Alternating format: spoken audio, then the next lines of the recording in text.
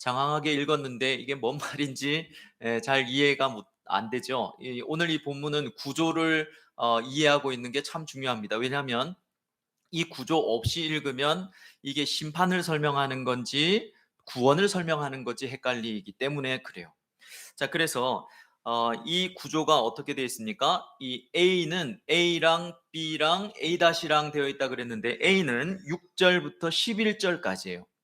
복음에는 양면성이 있는데 구원을 설명하고 그 다음에 심판을 설명합니다. 그 다음에 B는 이 12절, 13절이고요. A-가 14절부터 20절인데 똑같이 복음의 양면성인 구원과 심판을 선포했는데 A-에서는 이걸 실행하는 그런 모습으로 갖춰지고, 자, 12절, 13절의 이 B의 내용은 성도에게 이 복음은 양면성이 있다 그랬죠. 구원과 심판이 있는데 성도들에게는 어떻게 구원이 되는가? 자, 그러니까 오늘 본문에서 굉장히 중요한 관점은 복음의 목적은 구원이 아니라는 겁니다. 복음의 목적은 따로 있다는 거예요. 그러면 복음 구원은 뭐지? 이 구원은 복음의 동전의 양면과 같이 하나의 측면이라는 거예요. 누구에게는 이 복음이 구원이 되는데 누구에게는 이 복음이 심판이 된다. 이 얘기를 하고 있는 거죠. 이걸 우리가 오늘 잘 이해를 해야 됩니다. 자칫 졸면 어떻게 되냐면 구원이 복음의 목적이 아니야? 그러면 뭐야? 뭐 이렇게 이제 헷갈리게 되겠죠. 그래서 이 구원의 관점을 잘 이해를 하시면 좋겠고, 또 헷갈리시는 분은 주중에 꼭 말씀을 한 번 더 들어보시면 또 좋겠습니다. 그리고 참 감사한 것은 또 우리 이 홍보팀에서 이게 또 쇼트로 또 뭐 릴스로 만들어 가지고 중요한 또 이 테마들은 또 유튜브에 또 인스타에 계속 올려주고 있어요. 얼마나 감사한지 모르겠습니다. 자, 그런 맥락에서 우리 한번 살펴보겠습니다. 요한이 이 새롭게 본 환상이 뭔가 6절에 보니까, 또 보니 이제 이 요한계시록에서 내가 보니, 내가 들으니 이런 것들은요, 새로운 단락이 시작된다는 뜻이에요. 다른 천사가 공중에 날아가는데 땅에 거주하는 자들에게, 백성에게 전할 무엇을 가졌습니까? 영원한 복음을 가졌어요. 그러니까 또 새로운 환상을 보기 시작했는데 뭔가 복음에 대해서 설명을 하고 있는 거죠. 자, 복음이 뭡니까? 우리가 아는 좋은 소식입니다. 굿 뉴스인데, 분명히 복음이라고 했을 때 이것은 굿 뉴스, 좋은 소식이에요. 그러면 구원이겠거니 라고 생각하는데, 오늘 이 요한이 본 환상을 통해서 우리에게 주는 메시지는 심판도 굿 뉴스라는 겁니다. 여러분 이거 이해하시겠어요? 심판이 여러분 굿 뉴스입니까? 예, 굿뉴스예요. 왜냐하면 이 어떤 그 선과 악의 저 극도의 어떤 그 나의 원수가 멸망하는 것, 그것이 시편이나 모든 곳에 보면 나의 기쁨이로다 뭐 이렇게 설명하잖아요. 그러니까 하나님을 대적해서 심판당하는 것도 하나님의 나라에서는 굿뉴스인 것이죠. 자, 그런 맥락에서 이제 이 복음을 설명하고 있는데, 이 복음이 누구에게 전할 복음이라고 말합니까? 잘 보시면 땅에 거주하는 자들 이렇게 돼 있죠. 자, 요한계시록에서 땅에 거하는 자들이라고 했을 때는 누구라 그랬습니까? 짐승을 숭배하고 구원받지 못하는 사탄을 숭배하는 사탄의 종들, 세상 사람들이라고 말할 수 있다고 그랬죠. 근데 여기에 보면 잘 읽어보면 거하는 자가 아니라 거주하는 자들에게 전할 복음이에요. 원어상으로도 단어가 다릅니다. 자, 이 말은 무슨 말이냐면 이 땅에 거하는 자들이 아니라 땅에 거주하는 자들, 이것은 복음을 전했을 때 변할 가능성이 있는 중립적인 사람들을 말하는 거예요. 그러니까 심판을 당할 사람들도 있겠죠. 그런데 우리는 몰라요. 그런데 하나님이 볼 때 땅에 복음을 전했을 때 그들이 하나님께 돌아오게 되는 중립적인 사람들도 있더라. 어디에요? 민족과 종족과 방언과 백성 중에. 우리는 모르지만 분명히 변할 자들이 있기 때문에 여러분, 우리는 때를 얻든지 못 얻든지 복음을 전해야 되는 줄로 믿습니다. 언젠가 식사를 하러 갔는데 옆 테이블에 예수 믿는 아주머니신 것 같아요. 한 분이 얘기를 하는데 자기 교회를 굉장히, 우리 교회는 다르다. 물론 신천지인지는 잘 모르겠습니다만 우리 교회는 다르다. 왜냐하면 하면서 이제 그 앞에 앉아 있는 분이 아마 전도 대상자이신 것 같아요. 정말 교회를 자랑하는데 참 부럽더라고요. 여러분, 우리 교회를 자랑하고 계십니까? 예, 이름을 로스트라고 지어가지고 자꾸 잃어버려. 오늘은 현수막을 잃어버려가지고 찾느라고 어쨌든 교회 정체성에 따라서 잘 서고 있으니까 감사합니다. 여러분, 교회를 자랑할 수 있기를 바래요. 우리 교회 참 사랑한다. 우리 교회가 참 좋은 공동체다. 이렇게 드러낼 수 있기를 바랍니다. 자, 그들에게 이 전할 복음의 목적이 뭐냐? 7절입니다. 복음의 목적이 구원이 아니라며요. 예, 이걸 좀 잘 이해를 해야 되겠는데 조금 이따 설명하겠습니다만, 그럼 복음의 목적이 뭐지? 7절입니다. 다 같이 시작. 그가 큰 음성으로 이르되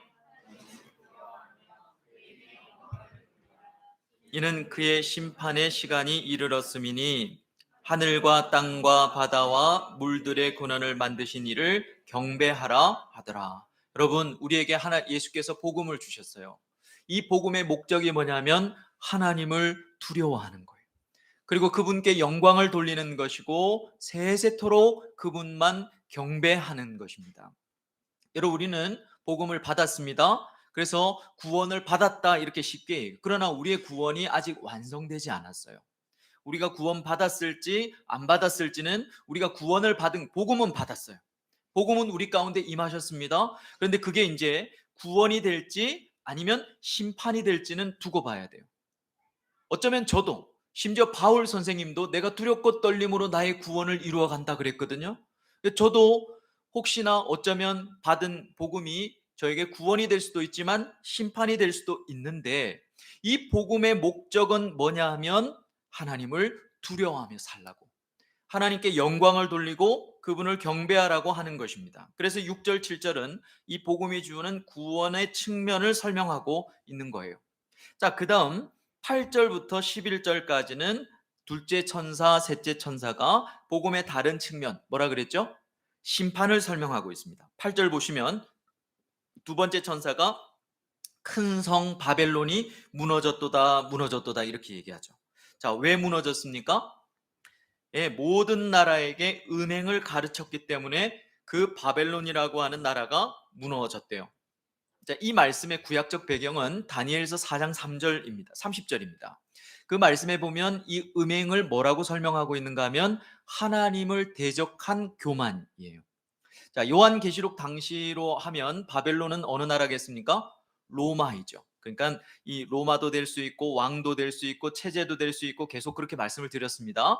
자, 그 로마가 어떻게 했죠? 모든 소아시아의 나라들, 그가 지배하고 있는 나라들에게 뭘 강요했습니까? 하나님이 아니라 황제 숭배를 강조했고, 또 성도들을 핍박하는 일들을 하게 했기 때문에 이제 결국은 하나님의 진노의 포도주를 마시게 될 거래요. 그러니까 그 엄청난 악의 세력이. 자, 그 다음에 세 번째 천사는 뭐라고 얘기하는가 하면 짐승에게 경배하고 표를 받은 자들이라고 얘기합니다.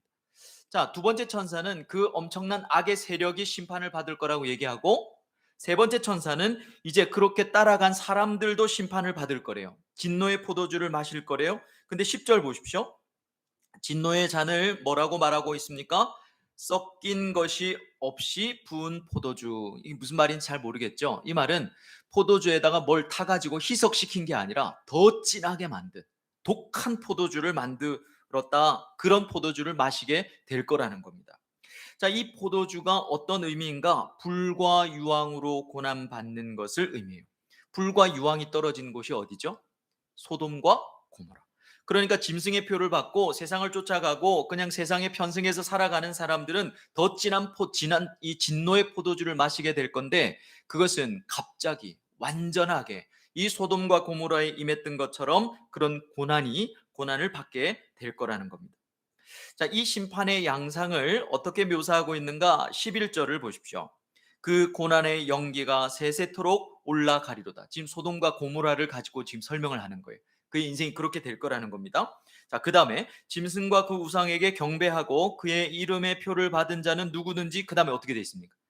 밤낮 쉼을 얻지 못하리라 하더라. 밤낮이라는 말은 뒤에 가면 영원히 forever, 이들은 절대로 쉼을 얻지 못하게 된대요. 이처럼 복음은 여러분 구원과 심판이라고 하는 양면성을 가지고 있습니다. 구원은 복음의 목적이 아니라는 거죠.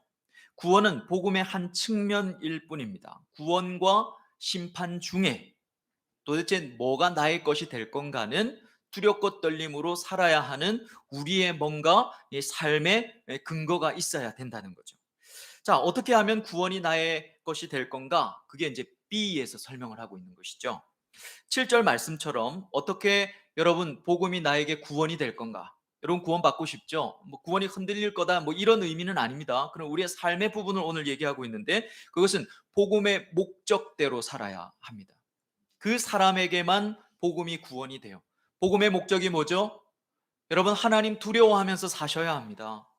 세상에 있는 거 두려워하지 말고 내 노후가 어떻게 될지 두려워하지 말고 여러분 하나님 두려워하면서 살아야 돼요. 저한테 하는 말이기도 합니다. 하나님께 영광을 돌리면서 살아야 합니다. 하나님만 경배하면서 살아야 합니다. 여러분 이렇게 살아야 복음이 우리에게 구원이 된대요. 여러분 말씀을 저는 전했습니다.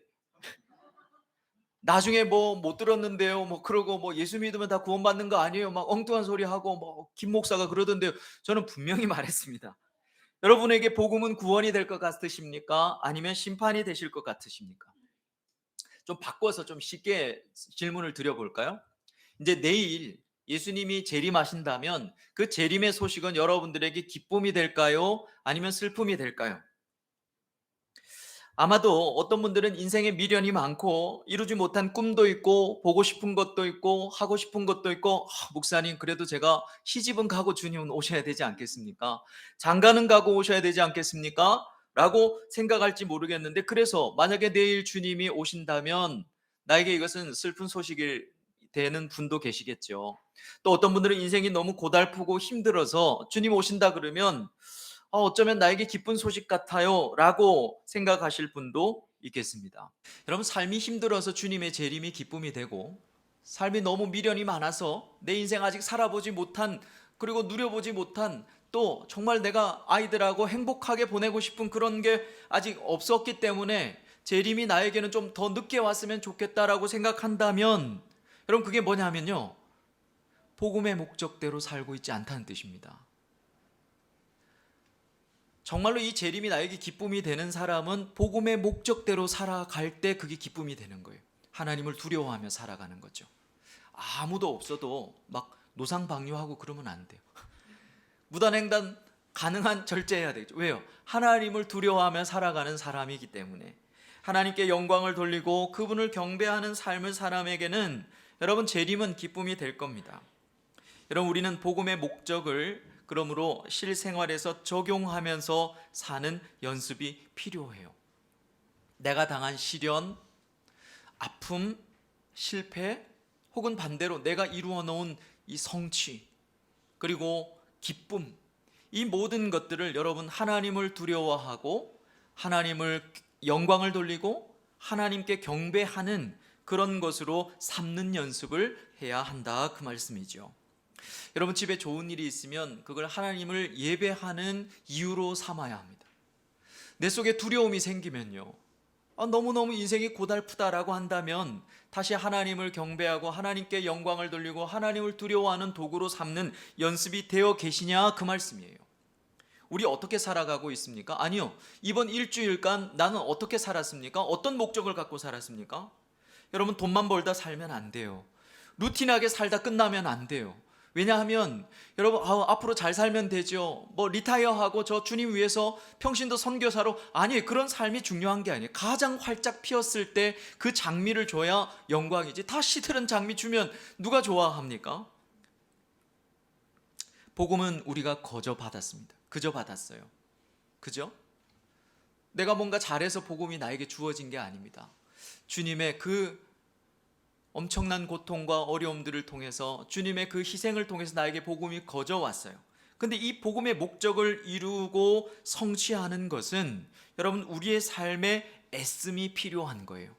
조금 더 쉽게 설명할까요? 우리가 우리의 노력을 통해서 구원을 얻는다 이런 말씀을 하는 게 아니에요. 출애굽은 이스라엘 백성들이 자기 노력으로 얻은 게 아니에요. 그저 주어졌어요. 놀라운 역사로. 그래서 전부 다 기적으로 출애굽이 되었습니다.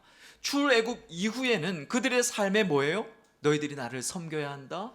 예배해야 된다, 하나님 두려워해야 된다, 하나님 경배해야 된다. 이 40년 광야 동안에 이 출애굽의 목적을 주님은 이루어 가시는데 이스라엘 백성들에게 끊임없이 요구하고 계신단 말이죠. 자, 그래서 우리의 삶의 애씀과 결단과 우리가 연약하지만 또 노력이 필요한 것입니다. 자, 그것을 12절에서 성도의 모습을 이제 이렇게 설명을 하는 거예요. 12절. 우리 같이 한번 읽겠습니다. 시작. 성도들의 인내가 여기 있나니.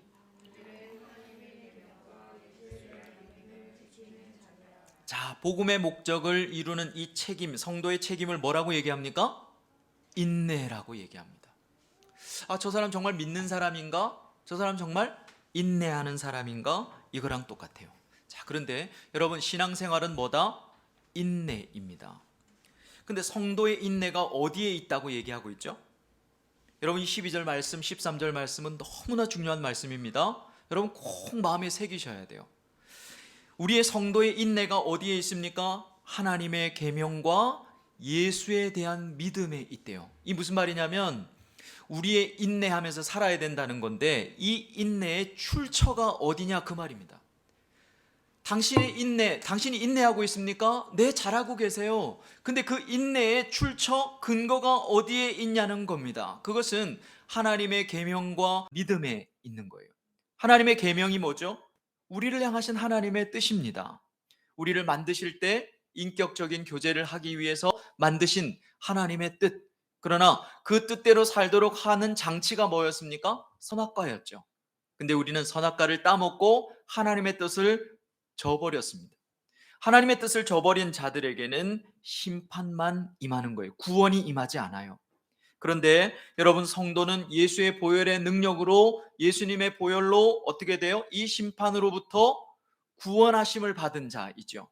그러므로 우리가 성도라면 이 받은 구원이 완성될 때까지 뭐 해야 되냐면 하나님의 계명, 하나님의 뜻대로 살아야 한다는 것입니다. 그러니까 하나님의 뜻대로 살려면 뭐가 필요합니까? 결단 갖고 되든가요? 결단도 필요하지만 인내가 필요합니다. 화가 날 때, 두려울 때, 세상이 나를 또 막 위축되게 할 때 세상 때문에 위축되지 않고 하나님을 두려워하면서 살아가는 인내가 필요하더라는 거예요. 우리는 그렇게 살지 못합니다. 그래서 뭐가 필요하냐면 예수에 대한 믿음이 필요한 것이죠. 여기에서 우리 인내가 나와야 됩니다. 그러면 예수에 대한 믿음은 뭡니까? 예수 믿으면 구원받는다? 우리가 단순히 그렇게 배웠지만 우리가 예수에 대한 믿음, 예수의 믿음, 예수로 인한 믿음, 여러 가지로 번역할 수 있는 이 예수에 대한 믿음은 뭐냐면 예수님이 우리 대신에 우리는 지킬 수 없는 그 하나님의 계명을 다 지켜주셨다.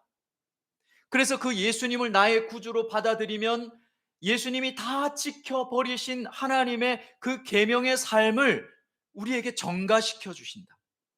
그걸 믿는 거예요. 그게 예수에 대한 믿음입니다. 그래서 여러분, 심판을 면하게 해주신 이 주님의 은혜를 깨달은 사람은요, 하나님의 계명을 지키려고 인내하고 애쓰는 거예요. 실패해도요, 또 넘어져고 좌절해도요, 예수에 대한 믿음 때문에 다시 인내하는 것입니다. 신앙생활 하면서 세상에서 나를 공격하고 옆 사람이 나를 못 살게 하고 그래서 우리가 인내하는 것은 사실은 1급, 1급. 근데 더 2급, 3급 막 최고급으로 올라가면 무엇이 가장 인내하기 어려운가 하면 자기 자신을 인내하기가 제일 어려워요. 내가 하나님을 사랑한다 하면서도 내가 이 죄 가운데 또 유혹받고 흔들리고 그렇게 살아가는 속물의 모습을 보면서 내 자신을 인내하는 것 필요한 것은 여러분 결국은 우리가 주님 앞에 가기 전에 최고의 걸림돌은 구원의 걸림돌은 세상이 아니라 원수가 아니라 나 자신이라는 것을 알게 돼요. 그러므로 우리가 인내할 수 없단 말이죠. 그러나 예수 그리스도께서 대신 다 지켜주신 그 삶을 나에게 전가시켜 주셨기 때문에 우리가 우리 스스로를 인내하는 것입니다. 성도의 인내가 여기 있어야 합니다. 여러분들의 인내는 어디 있습니까? 여러분 왜 인내하십니까? 혹시 여러분들의 경험, 성품, 아니면 내가 이런 일 한두 번 당하는 게 아니니까 성격 좋은 내가 참지. 여러분들의 인내는 그런 데 있습니까? 아니에요. 우리의 인내는 하나님의 뜻과 예수 그리스도에 대한 믿음으로부터 품어져 나와야 합니다. 여러분, 이걸 연습해야 되는 삶을 살아야 하는 것이죠.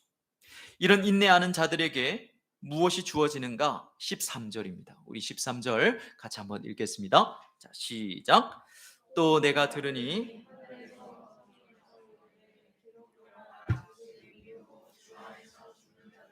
복이 있도다 하심에 성령이 이르시되 그러하다 그들이 수고를 그치고 쉬리니 이는 그들의 행한 일이 따름이라 하시더라.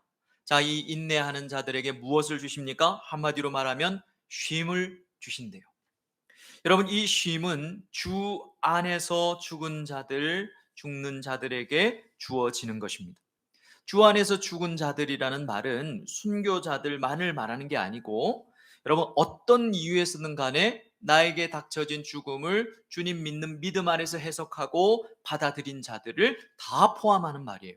심지어 자연사를 했다 하더라도 나의 이 죽음을 주님의 주신 믿음으로 해석하고 받아들이는 사람, 그 사람을 포함한 말입니다. 여러분, 11절과 13절의 대조가 보이십니까? 세상을 따라간, 짐승을 따라간 사람들은 쉬지 못한다 그랬어요. 그런데 주 안에서 죽은 자들은 쉼을 얻는다 그랬습니다. 왜요? 왜 그렇죠? 그들의 행한 일이 따르기 때문이다. 여기서 행한 일이라고 하는 것은 뭐냐면, 우리가 윤리적으로 착하게 산 걸 말하는 게 아니라 우리가 인내한 걸 말하는 거예요.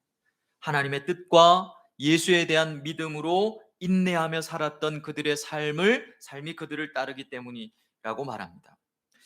여러분, 그럼 이렇게 되는 거죠. 우리 복음을 받았습니다. 이 복음은 영원한 복음이래요. 변하지 않은 것이죠. 근데 이 복음을 받고 우리가 하나님의 계명과 예수님에 대한 믿음으로 인내하는 삶을 살면 이 복음은 우리에게 무엇이 된다? 구원이 되고, 그리고 이 구원은 결국 영원한 쉼으로 이어진다라고 말씀하고 있는 것입니다. 그러므로 이 땅에 사는 그리스도인은요, 온전한 쉼을 연습하는 사람들입니다. 여러분, 잘 쉬십니까? 예. 주일날도 안 오고 그냥 하루 종일 잤으면 좋겠다. 물론 피곤하면 육체적으로 쉬는 것도 여러분 신앙생활입니다. 경건생활이에요. 근데 누가 쉴 수 있을까요? 여러분, 근본적으로 한번 오늘 생각해 봐야 합니다. 왜냐하면 쉼을 우리의 인생, 우리의 신앙의 가장 최종적인 우리의 사명이 쉼이라고 설명을 하고 있는 거거든요. 그러니까 열심히 사명을 감당하다 보면 쉴 때도 오겠지가 아니에요. 하나님은 우리에게 우리의 궁극적인 삶의 목적이 뭐냐면 온전한 쉼, 우리에게 영원한 쉼을 주고 싶어. 그게 우리의 사명이란 말이죠. 그러니까 이 땅에서 우리의 인생은 이 온전한 쉼을 연습하는 인생이 돼야 되는데, 어떻게 쉬고 있느냐? 누가 쉴 수 있느냐는 겁니다. 세상 사람들은 돈도 잘 벌어요. 노후 걱정도 없고요. 자녀들도 이제 잘 되는 것 같아서 참 잘 쉬는 것 같습니다. 아유, 돈도 많은 어떤 중소기업의 사장님 보니까 1년에 한 번씩 자녀들, 촌주들까지 다 데리고 늘 태국에 빠따야인가? 그게 가가지고 제일 좋은 호텔 잡아놓고 거기서 한 4박 5일 이렇게 쉬고 오는데, 야, 예수 안 믿는 사람들은 참 잘 쉬는 것 같아요. 그런데 여러분, 성경은 뭐라고 얘기합니까? 오늘 그들은 점점 쉼을 얻지 못하는 영벌로 걸어 들어가고 있는 중이라는 거예요. 자기가 뭘 해서, 여러분 잘 들으세요, 자기가 뭘 해서 쟁취하고 이룰 수 있는 삶을 살아가는 사람은 절대로 쉴 수 없습니다. 욕심 때문에. 그런데 반대로 내 힘이 아니라 하나님이 주셔야 가질 수 있다는 삶을 사는 사람은 쉴 수 있어요. 비근한 예로 TV 프로그램 중에 자연으로 들어간 사람들 있죠. 저도 참 잘 보는데, 나는 자연인이다. 이분들이 병을 얻고 암을 얻어서 자연에 들어갔는데 굉장히 건강을 회복했다라는 사람들이 많은데, 제가 그걸 보면서 이 사람들의 공통점을 하나 발견하는데, 그건 뭐냐면 산이든 바다든 내어주는 대로만 먹고 산다는 거예요. 오늘 못 걷어서 어떻게 해요? 그러면 그러면 있는 대로 먹는 거죠. 어차피 주는 대로 먹는 거니까 욕심 부리면 안 돼요. 이런 사람들이 어때요? 진정 모든 사람들이, 그 자연인이 된 모든 분들이 뭐라고 얘기합니까? 진정한 쉼을 찾았다라고 얘기하죠. 여러분, 이게 뭘 말하는 것 같습니까? 진짜 쉴 수 있는 삶은 여러분, 인간은 이 욕심 때문에, 야망 때문에 자기가 뭔가를 이루고 쟁취할 수 있는 삶의 결을 따라 살아가는 사람은 절대로 쉴 수가 없어요. 그런데 하나님이 주셔야 살 수 있다라고 하는 삶의 결을 가진 사람은 쉴 수 있다는 겁니다. 어차피 주셔야 먹으니까. 이게 영원한 쉼을 위한 연습이라는 거예요. 여러분, 우리의 삶의 결은 어떻습니까? 내 삶의 결은 어떤 것 같아요? 내가 열심히 한 만큼 얻는 삶의 결입니까? 아니면 하나님께 주셔야, 하나님이 허락하셔야 내가 얻는 삶이다, 이런 삶의 결을 따라서 살고 있습니까? 물론 저는 대충 살자는 말을 하는 것이 아닙니다. 결과는 하나님께 있음을 인정하고 그런 맥락에서 최선을 다하는 삶을 살자는 것이죠. 이 시스템 속에 있어야 사람은 쉴 수 있습니다. 그리고 가치 있는 일을 위해서 일할 수 있고요, 행복할 수 있습니다. 이 쉼을 연습하도록 여러분 잘 생각해 보십시오. 주님은 우리에게 안식일을 주신 거예요. 이 쉼을 연습하다가 영원한 쉼으로 들어가도록 말씀하신 것이죠. 여러분, 이 완전한 쉼은 어떻게 주어집니까? 죽음을 통해서 주어진다 그랬습니다. 그래서 주 안에서 죽는 죽음은 복이 있다라고 말합니다. 여러분, 세상 사람들이 죽음을 복이라고 얘기하지 않습니다. 아유, 뭐 허황되다, 그 사람 뭐 때때 입을 썼네, 뭐 이렇게 뭐 다르게 표현은 하지만 죽음을 좋게 생각하는 사람은 아무도 없어요. 그러나 성경은 죽음을 복이라고 얘기를 하고 있단 말이죠. 여러분, 아멘 하실 수 있습니까? 저는 이렇게 막 이 아픈 게 너무 싫어요. 예. 막 아픈 기억들이 많고 아픈 경험들도 많고 막 그러니까 이 아픈 게 너무 싫어요. 예. 죽음은 두렵지가 않은데 뭐 약간 뻥치면 아픈 건 너무 싫어요. 그런데 요즘 제가 막 잠잠히 이렇게 묵상을 하면서 이렇게 죽음을 점점 내가 어떻게 죽는 게 하나님 앞에서 가장 좋은 것일까? 연명 치료는 나는 안 해야 되겠다. 이거 뭐 제 개인적인 얘기를 하고 있는 겁니다. 말씀 아니에요. 그런데 그러면서 이 죽음, 오늘 이 본문의 말씀을 제가 이번 주에 묵상을 하면서, 내가 죽음을 더 복으로 여길 수 있는 믿음이 있을까? 아프고 답답하고 자녀들에게 막 짐이 될 것 같고 막 이런 이 죽음에 대한 두려움들을 내려놓고, 이왕 죽을 거라면 연명 치료하지 않고 나는 그냥 자연사하면서 주님 앞에 사랑하는 가족들의 품에서, 자녀들의 품에서 그냥 죽으면 좋겠다라는 생각을 하게 되었어요. 여러분, 우리에게 죽음은 어떤 의미일까요? 여러분들은 어떤 죽음을 생각하십니까? 그냥 죽음이 뭘까요? 끝일까요? 잠자는 걸까요? 의식하는 걸까요? 여러분, 우리 로마서 6장 22절 23절 말씀을 같이 한번 읽어보겠습니다. 자, 다 같이 시작. 그러나 이제는 너희가 죄로부터 해방되고 하나님께 종이 되어 거룩함에 이르는 열매를 맺었으니 그 마지막은 영생이라. 죄의 삭은 사망이요 하나님의 은사는 그리스도 예수 우리 주 안에 있는 영생이니라. 여러분, 성경은 죽음을 뭐라고 얘기하는가 하면 끝이다 이렇게 얘기하지 않고 죄로부터의 해방이라고 얘기합니다. 여러분, 대한독립 만세가 어떤 의미인지 아시죠? 광복이 어떤 의미인지 아시죠? 죄로부터의 광복이라는 거예요. 그리고 죽음은 하나님의 종이 되는 거래요. 여러분, 저만 종이 아닙니다. 저는 평신도로 부름받았는데 그런 거 없어요. 우리 모두는 하나님의 종으로 살다 가야 합니다. 그게 죄자라고 하는 정체성이죠. 근데 이제 죽음이 결국 우리를 하나님의 종되게 한대요. 거룩함의 열매를 맺음이라고 단정 짓습니다. 심지어는요, 하나님이 주시는 마지막 은사가 뭡니까? 영생이에요. 영생은 하나님이 우리에게 주시는 마지막 은사예요. 이 은사 가지고, 하나님의 은사를 왜 주시죠? 하나님을 섬기라고 주시는 거죠. 우리 마지막에는 영생이라고 하는 은사를 가지고 영원히 하나님을 섬기게 되는 것인데, 그걸 죽음이 우리에게 주는 거예요. 여러분, 죽음 뒤의 삶을 이토록 다이나믹하게 생명력 있게 구체적으로 설명하는 종교를 본 적이 있습니까? 내세가 있다 이렇게 가르치는 종교는 많아요. 그러나 죽음을 이토록 다이나믹하게, 이토록 생명력 있게 복이라고 말하는 종교는 세상에 없단 말이죠.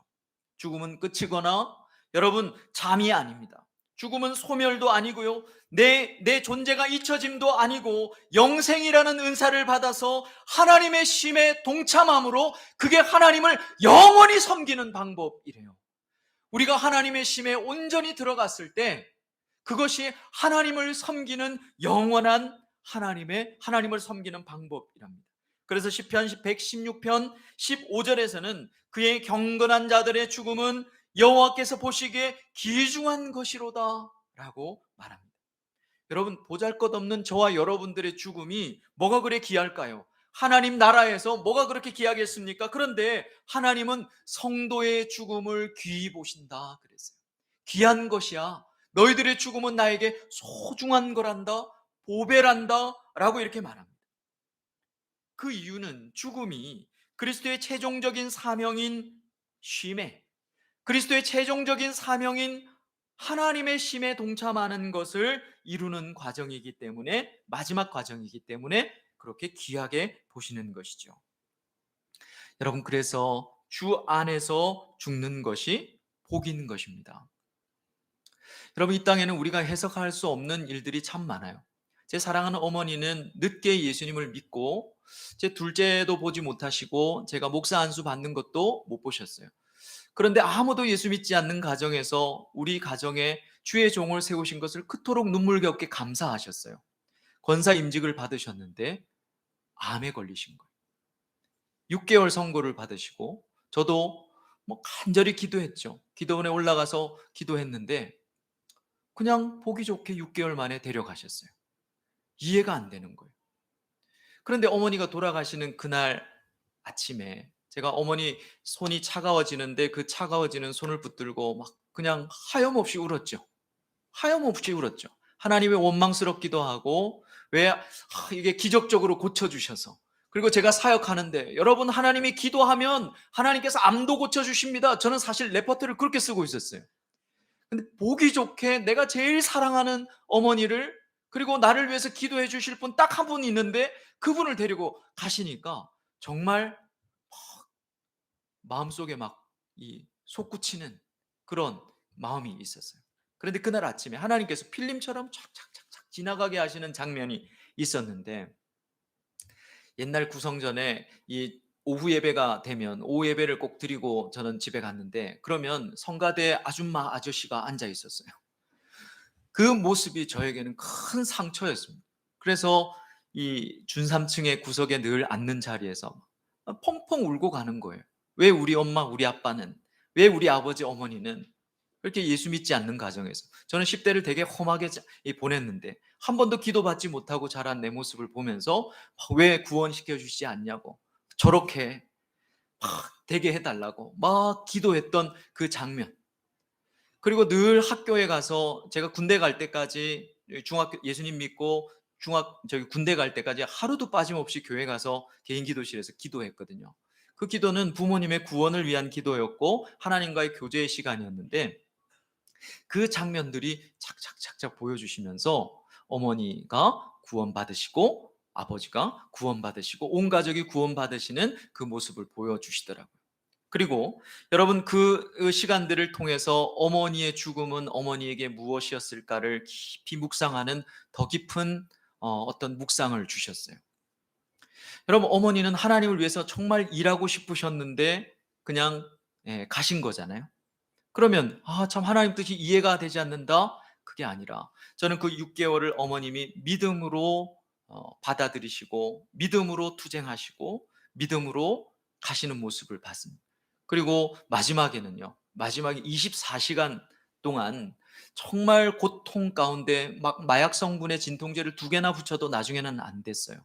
그런데 딱 한 5분, 10분 이렇게 막 정신이 돌아오실 때는, 조금 더 나으실 때는 항상 아들을 찾으셨어요.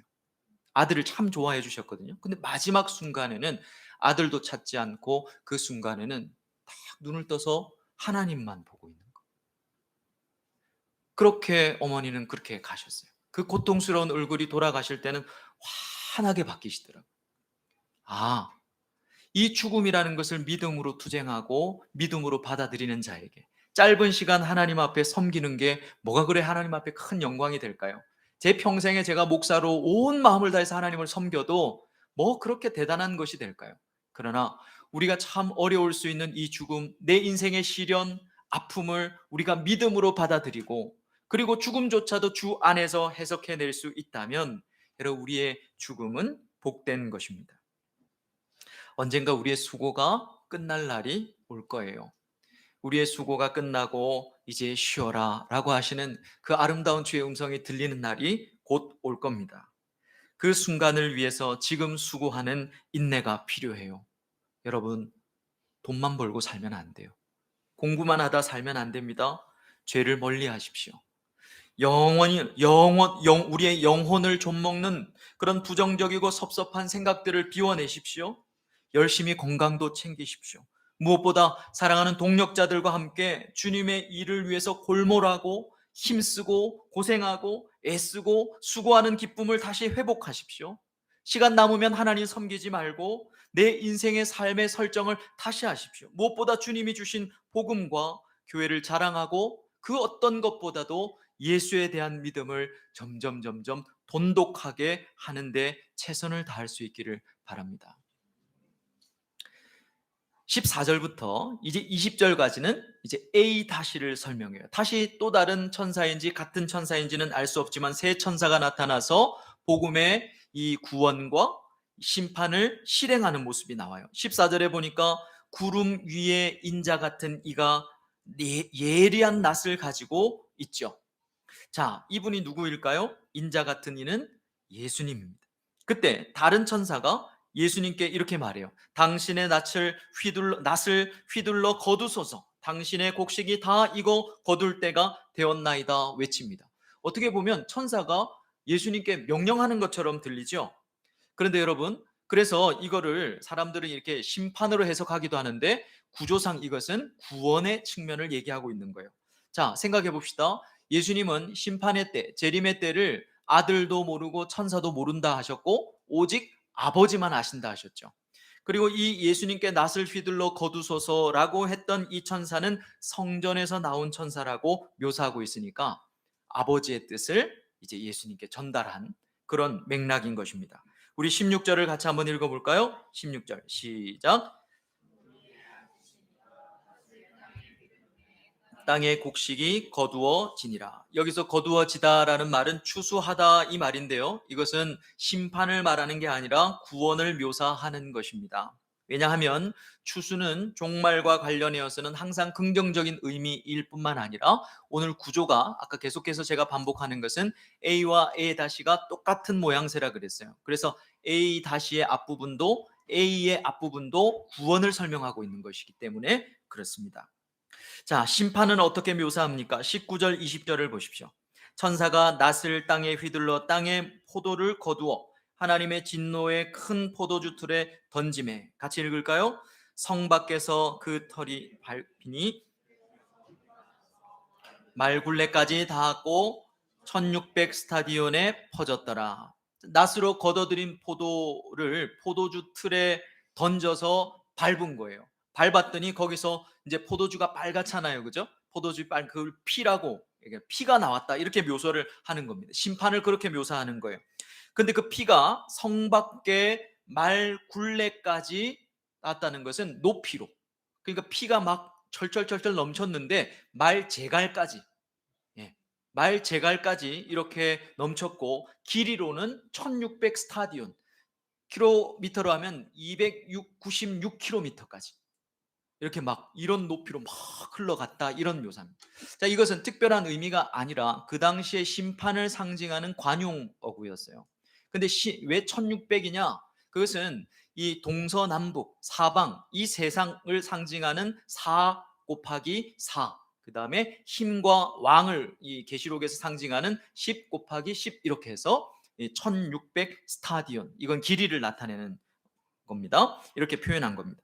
여기서 주목해야 될 것은 이 심판의 자리가 어디라고 말합니까? 성 밖이라고 얘기하죠.